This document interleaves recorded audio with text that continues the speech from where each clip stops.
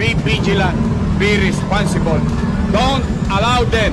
Maghimagsik tayo laban sa kanila, sa mga dugyot, mga salaula, na wala nang maisip na tama, kundi babuyin at sirain ang mga bagay na pag-aari natin.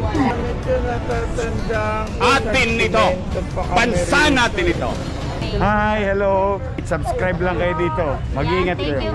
Lahat ng viewers ng Rochelle Antig vlog, please do subscribe and thank you for all your support. Toy, so, yeah, no? Ingat.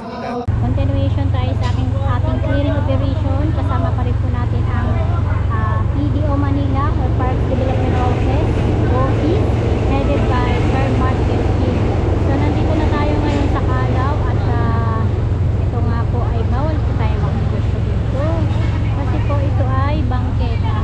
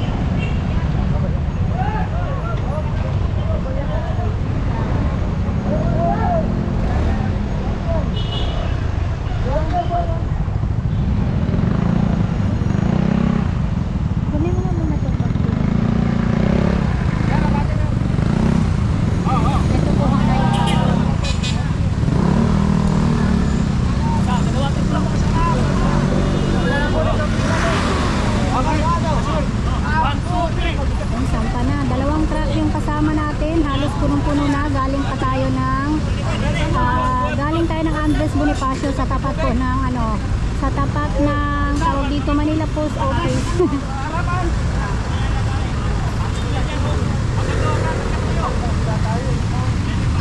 Pinapatupad na po ang pangako ng ating government na maging malinis at maging maayos muli ang Maynila dahil we will make Manila great again.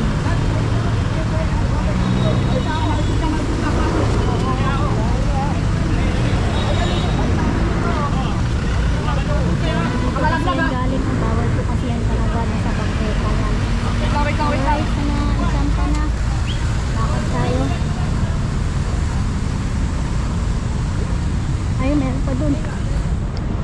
May mga basura pa dito.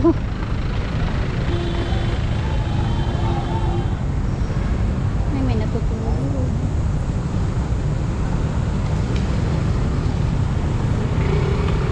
Ito, kuha na mga basura. Oh God, daming mga basura na tinambak dyan. Antayin na lang natin yung truck. So, halos puno na rin yung mga truck natin.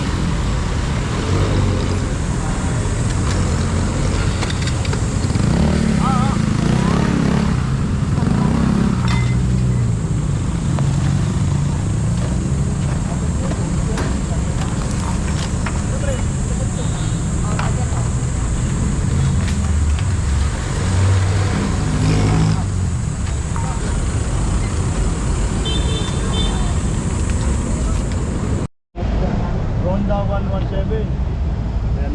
SB. Oh, SB oh. May pangalan wala. Ano, SB oh.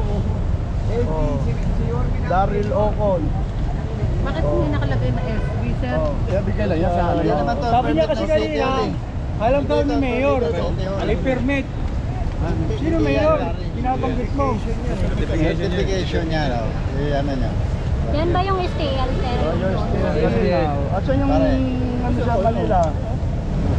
Saan? Hindi. Sir, binibigyan mo ang permit sa bangketa yung gano'n, sir? Hindi. Ano? Sa sito yan. Certification, nakalagay. Sabi mo permit. Tsaka stop plaza. Wala siya permit, ha? Correction. Bakit lang kayo naglalagay?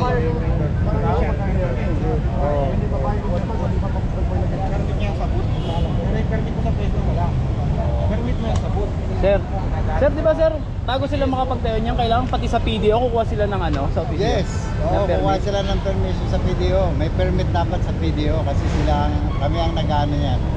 Nag-maintain ang kalinisan ng Plaza. plaza. Kung pinistuhan nila minemaintain ng PDO, wala eh. So ayun nga po, may pinapakita si Kuya, certification. Pero hindi sila kumuha ng permit sa parts development office. Permit ka, dapat ka kumuha kayo sa permit mismo sa Department of Permit. Saka hindi, dadaan sa atin yan. Bibigyan natin ng authorization yan. Lang naman ang ano, PCOS yan. Tama. Bali, local mo ito eh. Hindi naman national ka, local. Paso na ito eh, 2020. Local kayo eh. And issued this July 11. 2023? Siyo Plaza Aray 1 ko. building. Ito yung Siyo Boulevard, Mandaluyong City. Kasi sinasabi pa ng tao mo na pumunta daw kami sa barangay. Kami pa daw pumunta sa barangay. Tinuturuan kami. Ito yung authority para kami nakinig sa barangay. Permit mo rito, bago ka maglagay dyan, dapat Wala, hindi yan Wala kasi kasi hindi yan sa handle ng PDO office hindi tong yan. plaza. Falsification ng mga documents. yung purpose mo na maglalagay ng STL dyan, gagawa ka ng endorsement papunta sa City of Manila. Yun, gawin ka na, tapos doon mo kukunin para legal yung pag ano mo dyan. Patatanggal ba namin proseso. yung kung legal? Sa dadala yung report. Hindi naging permit yan kuya kahit kaninong certification ka paano naman naging permit ikaw Doon sa PDO, Parks Development Office. Hindi, dito sa alam mo yung North Cemetery. Pagkatabi lang kami Ito yung boat mo. Sa may, di ba, North Cemetery? North Cemetery to. Hindi, sa North Cemetery. North Cemetery. Pinabalik pa natin. Green Park. Nandun kami sa gitna, papasok kami sa may Green Park. Nakalagay na, karapa na doon sa taas. Pasok ako doon sa Cemetery. Hindi, sa North Green Park. Green Park. Doon, tapos mapapita mo yung PGO Road, Parks Development Office. Ganun ang proseso niya. Kahit yung mga naglalagay ng wood dyan, doon sa ano, sa opisina namin, para gagawa sila ng endorsement. Para yun ng ano, di ba? Kinukuha sa luto din, di ba? certification Certification, paso na nga. So yun, malinaw po sa ating mga manonood. Saka hindi naman natin ipatatanggal kung talagang legal eh. Di ba?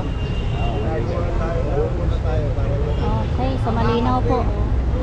alam ni Yorme yan hindi, nasakay ko sana sa truck wala na yung truck eh Sayang sir, puno na yung truck. di kailan di sila kukonsinati ko Basahin nga muna yung inisyo sa kanya para ano. ang Correct. direktiba yung obstruction sa tingin ba wala pa yung truck sir isakay natin sa truck yung pati tao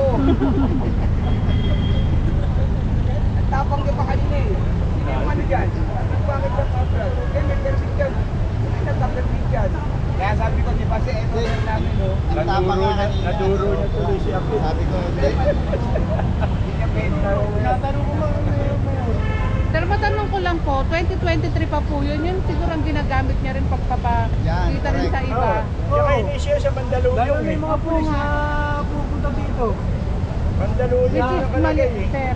Bali pumunta sa barangay. Yan ang sinasabi nila, pumunta kayo sa barangay. Opo. Maluwag kasi sila Ba't dati. kami kailangan pumunta ng barangay? Pag obstruction ka, Obstruction sila eh. kukuhanin ka talaga. Hindi namin permit eh. Hindi naman permit sa City of Manila eh. Opo. Sa PCS ko eh. Pero mga ganun ba? Ano bang may kaparusahan ba yung mga ganun? Bali kasi dadamo na sila sa barangay, kukuha sila ng Illegal gambling yun. para mag-apply sila ng Illegal permit. Eh kaso wala silang permit eh, certification lang. Opo. Dadaan din sa akin yan. Park ito eh. Mag-request sila sa PDO, maglalagay sila yung katulad ng STL. Kung ilang araw, sasabihin nila doon sa office kasi ilalagay yun eh. Kung kailan sila magsisimula, o mga booth, minsan may mga nagpapapromo eh, pupunta sa plaza.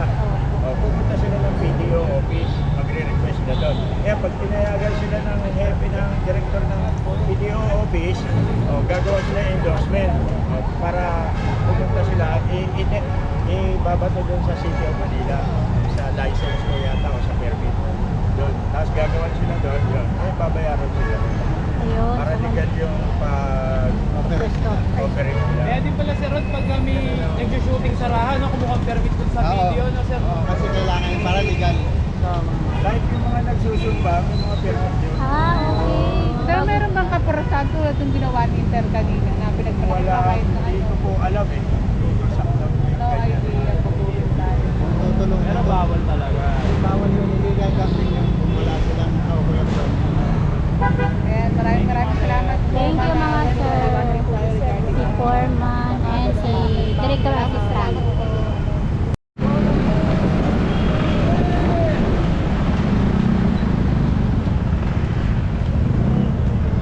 Clearing operation tayo. Kasama natin ang PDO Manila. Headed by Engineer Mark Delfin. So nandito tayo sa UN. July 7, 2027. Ay, 2025 pala, sorry.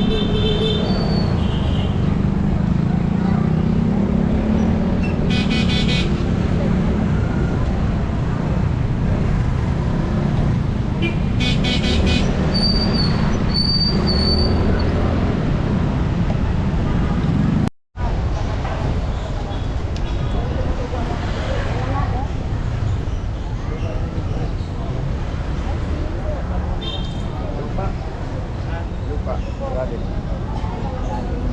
Tinampakan pa namin to eh. Tinambakan pa namin ito, natatandaan ko, nagsimento pa kami rito eh. Ano yung unang original na ano dito? Santan? Puro santan, no? Oo, santan. Tapos pinatanggal nga. Dati sir, may mga halaman to sir. Oo, dati meron niyang halaman. Kalbo na, wala na ngayong halaman. Dati may halaman daw yan. So ito yung truck, punong-puno na rin yung truck natin. Truck na, dalawa po yung kasama nating truck. Punong-puno na po yan. Hmm? PR to?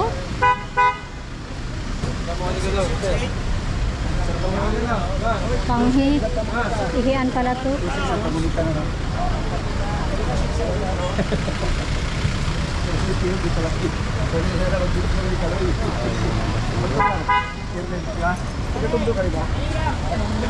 Tara na.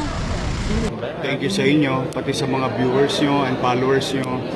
Oh, marami na kayong aabangan. Yes, excited Handa na na ba po kayo kami. mapuyat? Yes naman, your man. Ay makapagpasalamat sa inyong lahat. At sa ating mga vloggers, shout out sa lahat ng vloggers. You survive. Abonado pa kayo. Thank you very much sa inyo, ha? Hi, hello. Subscribe lang kayo dito. Mag-iingat Thank you, Mayor. lahat ng viewers ng Rochelle Antig vlog, please do subscribe and thank you for all your support. Toy, so, yeah, no? Ingat.